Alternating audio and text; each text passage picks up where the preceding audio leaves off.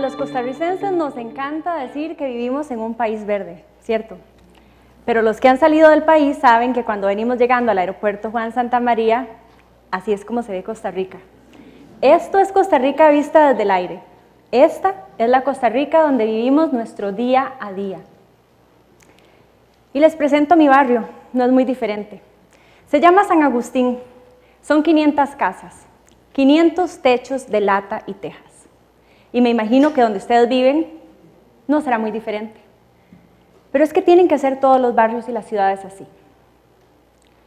Quisiera saber, y me levantan la mano, ¿quiénes han escuchado hablar del Urban Heat Island o efecto de isla de calor?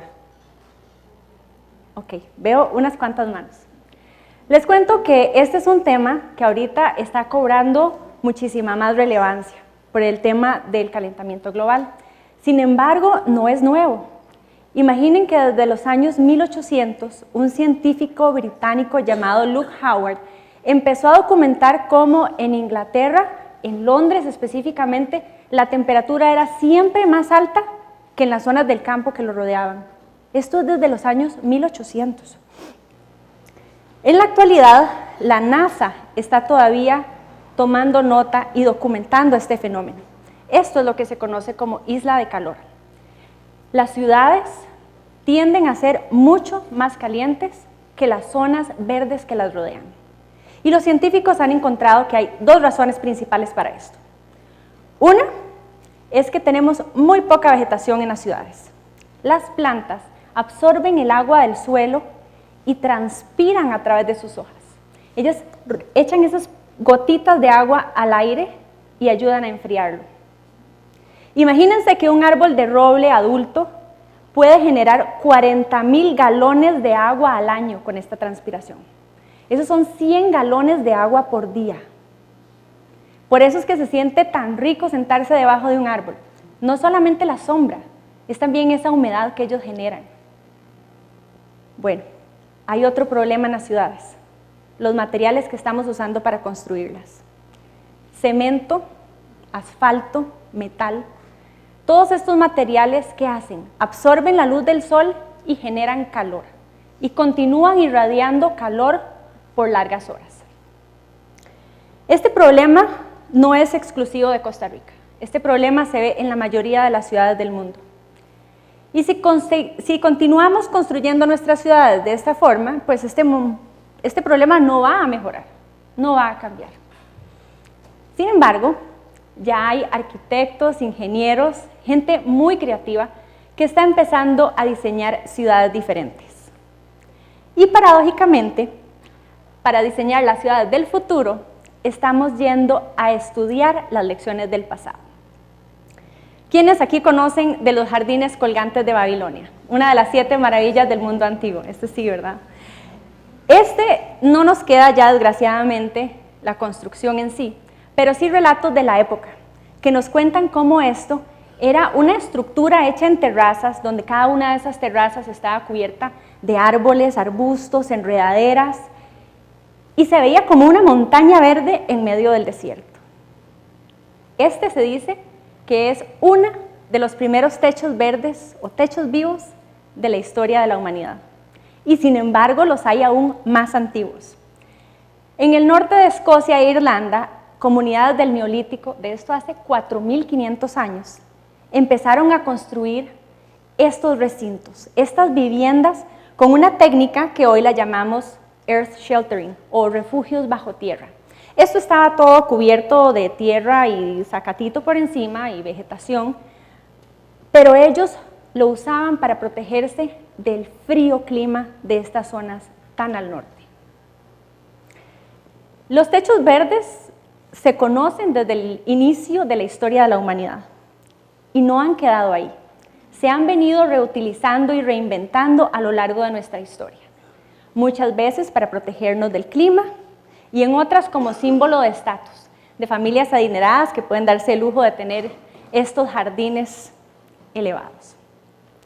En la actualidad, continuamos creando esta infraestructura verde con los mismos propósitos. Los techos verdes y los edificios verdes nos ayudan a mantener las temperaturas dentro de los edificios, con lo cual bajamos el consumo energético para mantener la temperatura de estos edificios.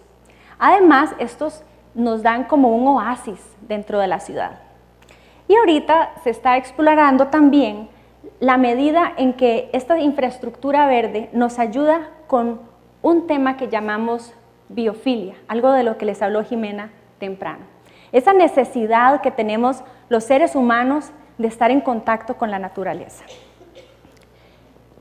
Los techos verdes se están utilizando para subir el precio de los edificios. En Nueva York, por ejemplo, donde el real estate o el terreno está tan limitado, un edificio que tiene un parque arriba, el valor sube increíblemente. Y no solo ese, sino los edificios alrededor que ahora tienen vista a ese jardín. Además, ahora están utilizando estas azoteas para sembrar comida. Tienen huertas en los techos. Además, están estudiando qué tanto puede ayudar a disminuir el tiempo de recuperación de pacientes en hospitales que ya están implantando techos verdes, o qué tanto mejora la productividad de las personas en centros de trabajo. En fin, hay muchísimas razones para crear techos verdes. Y uno de los países que va a la vanguardia en este movimiento es Singapur. Singapur es un caso súper interesante. Imagínense que Singapur es 73 veces más pequeño que Costa Rica. Nosotros pensábamos que éramos pequeñitos. Y además está 1 grado al norte del Ecuador. Y tiene casi que la misma cantidad de población. ¿Cómo será el efecto de isla calor en Singapur? Pues resulta que tal vez no es tan malo como en Costa Rica, porque desde los años 60, un primer ministro muy visionario que tuvieron, decidió que Singapur se iba a convertir en la primera ciudad jardín. Y desde entonces han estado invirtiendo muchísimo en infraestructura verde en este país. Incluso en este momento están desarrollando la idea ya de un aeropuerto que va a tener un bosque adentro. Este es uno de los sitios más visitados, uno de los centros turísticos de Singapur. Se llama el Jardín de la Bahía. Es una obra maestra de ingeniería y paisajismo. Yo quisiera que nosotros también tuviéramos una ciudad jardín y no una ciudad de latas. Sin embargo, tenemos varios desafíos todavía que necesitamos sobreponer. Uno, muy importante, es que en Costa Rica no tenemos azoteas. La mayoría de lo que tenemos son techos de zinc, que no están hechos para soportar techos vivos. Otro problema que tenemos es que los materiales que se utilizan en esta infraestructura, en estos techos y construcciones verdes, están tomando mucho tiempo para llegar a Costa Rica. Entonces tenemos muchas limitaciones para construirlos. Y finalmente, la tercera limitación que tenemos somos nosotros. Porque todavía los costarricenses no estamos viendo los techos vivos como una necesidad, sino que lo vemos como un lujo. Y no estamos interesados en invertir en eso. Sin embargo, yo sí quería tener mi techo verde. Y yo dije, aquí vamos a ver, algo se tiene que poder hacer. Y entonces me di a la tarea de inventar qué podemos hacer, cómo podemos hacer un techo verde sobre un techo de zinc, porque en mi casa también tenemos techo de zinc. Este es el primer experimento que hicimos.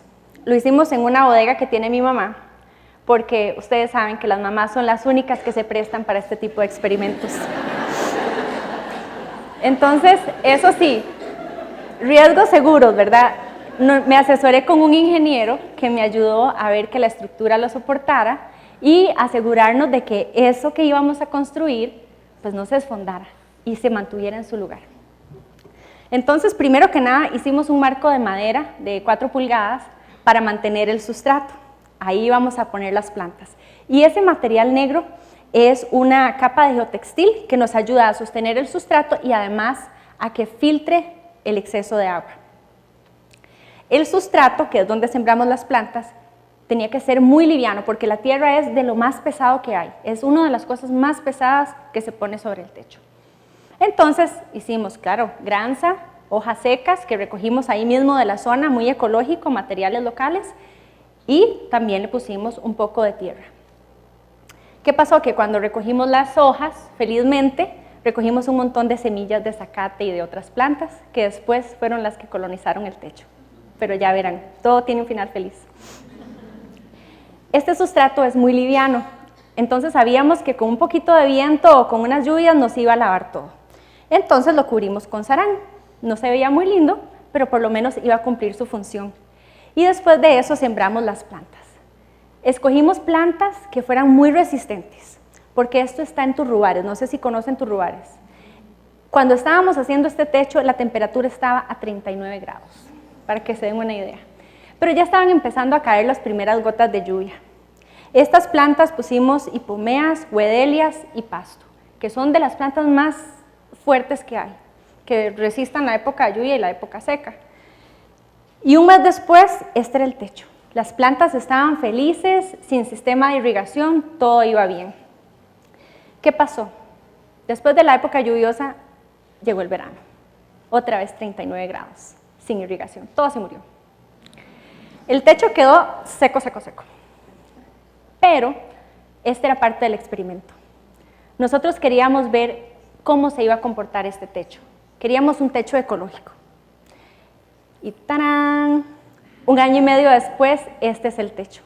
Esas semillas que cayeron en el techo eran las semillas que tenían que haber llegado ahí desde el inicio. Esas son las semillas de la zona, las que están acostumbradas a estar ahí. Y el techo sigue vivo y no se ha caído. Está más fuerte que nunca. Este fue nuestro primer experimento y hemos hecho otros más. Este es uno que nos gusta mucho en Tibás porque es un techo semiaccesible, de manera que desde una terraza que hay a todo alrededor podemos verlo, disfrutarlo y acercarnos a él. Y le creamos un jardín de hierbas para que las familias que viven en ese complejo también se pudieran beneficiar de los productos del techo. Y hemos tenido colonizadores muy particulares. Este realmente se ha convertido en un pequeño ecosistema y un techo vivo por las especies que nos han llegado a visitar. Nosotros sabemos que crear techos es el approach correcto, son los pasos que tenemos que dar en la dirección correcta. Sin embargo, cada techo es un pequeño paso. Todavía nos faltan mucho que dar. Y por eso hemos creado una página en Facebook que se llama Techos Verdes CR. La idea es que nosotros ahí estamos publicando información para que la gente vea qué son esos techos vivos, cómo se hacen, cuáles son las técnicas, cuáles son las plantas que se pueden utilizar y así vayamos compartiendo información y creando como una comunidad open source de techos verdes adaptados a Costa Rica. Este es mi barrio, por ahora, pero yo tengo un sueño. Y como dijo Ellen Johnson Sirleaf, el tamaño de tus sueños tiene que exceder tu capacidad actual para alcanzarlos. Si tus sueños no te asustan, no son lo suficientemente grandes.